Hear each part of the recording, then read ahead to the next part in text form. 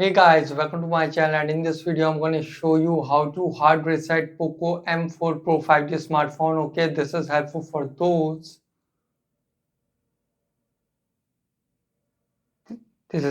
those who have forgot their password. Okay, so you can see the device is locked. Try again in 27 seconds. Okay, now just power off your smartphone. Okay, now after it, just press and hold the volume up and power key together for a few seconds like this. Just press and hold it and release.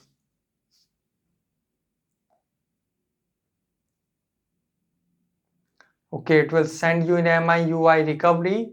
And now volume key is to move up and down and power button to confirm. So now go to wipe data and confirm. Now go to wipe all data and confirm.